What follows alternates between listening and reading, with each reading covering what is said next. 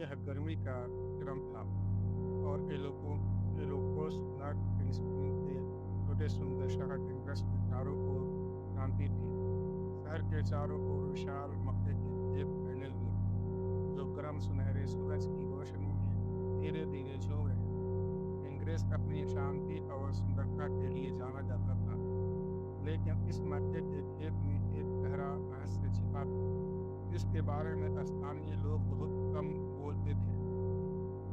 लीला ने अपना पूरा जीवन टिग्रिस में बिताया। वह 17 साल की थी। उसके लंबे काले बाल और आधी रात की तरह काली आंखें थी। उसकी जिज्ञासा असीमित थी, जो अक्सर उसे मुसीबत में डाल देती थी। उनके परिवार के फार्म हाउस के पीछे मक्के का खेत हमेशा से उसे आकर्षित करता था।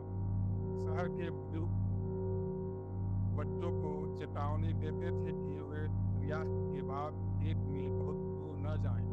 उनका कहना था कि रात में खेत फुसफुसाते हैं और जो लोग इन फुसफुसाहट को सुनते हैं वे कभी वापस नहीं आते।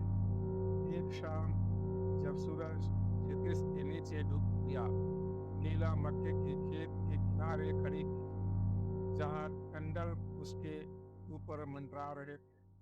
एक गर्म हवा में पत्तियों को हिला दिया एक गर्म हवा ने पत्तियों को हिला दिया, जिससे एक हल्की भयानक फुसफुसाहट आई। उसका दिल जोर जोर से धड़क रहा था, लेकिन उसे अंदर कदम रखने की एक अजीब खिंचाव महसूस हुआ। मन ही मन में गूंज रही चेतावनियों के नजरअंदाज करते हुए उसने एक गहरी सांस ली और खेत में कदम रखा।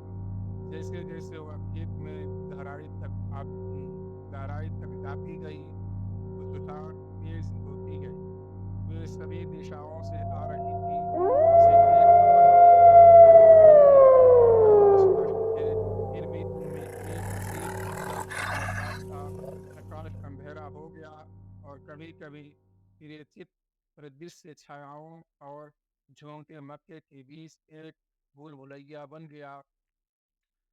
लीला अब फुसफुसाहट उसका नाम पुकार रही थी, एक नरम मोहक मंत्र जो उसके रीढ़ में सिहरन पैदा कर रहा था।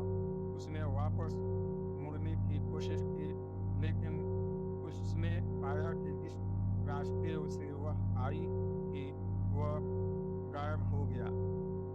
जब उसे एहसास हुआ कि वह पूरी तरह से खो चुकी है, तो उसका दिल घबराया। कौन है? उसने डरते हुए आवाज लगाई।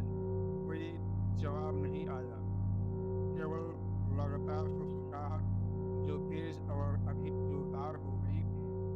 उसने पंक्तियों के बीच ठोकर खाई। उसके पैर गांठदार जोड़ में फंस फंस रहे थे। जब तक वह अपने घुटनों पर नहीं गिर गई, उसके चेहरे पर आंसू बह रहे थे। अंधेरे में उसे आगे एक हल्की रोशनी दिखाई दी। निराश होकर वह उसकी ओर रोशनी लगी। रोशनी तेज होती गई। एक छोटे से साफ स्थान का खुलासा किया। केंद्र में एक प्राचीन बेजुका यानी भूत खड़ा था, जिसका शरीर मुड़ा हुआ और सड़ा हुआ था।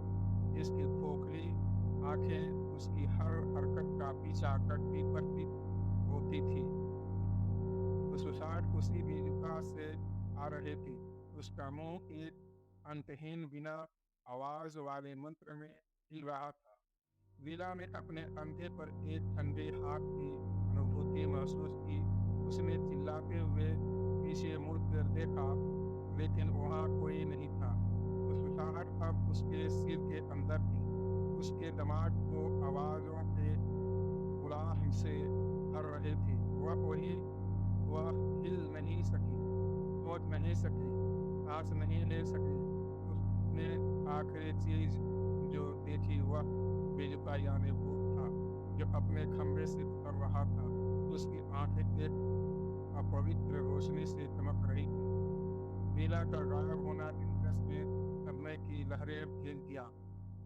कस्बे के लोगों ने कई दिनों तक कस्बे के लोगों ने कई दिनों तक मक्के के खेत की तलाश की, लेकिन उसका कोई निशान नहीं मिला। तो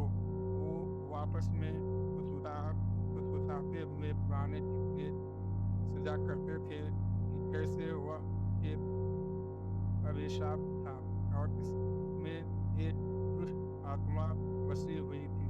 तो सुजान वापस आ गई है, पहले से कहीं ज़्यादा जोर से, और जो लोग ध्यान से सुनते थे वे उनमें लीला की आवाज़ सुन सकते थे, एक उदास मदद की पुकार जो कभी नहीं आएगी।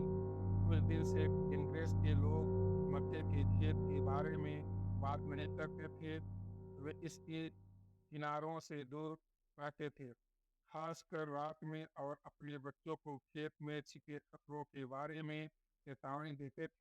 लेकिन फुसफुसाहट जारी रही, उन दयालुओं की याद ताज़ा होती रही जो खेत के दिल में छिपी हुई थी। उनमें जिज्ञासु आत्मा की प्रतीक्षा कर रही थी, जो बहुत दूर भटक जाए और उसकी अनहोनी का हिस्सा बन जाए।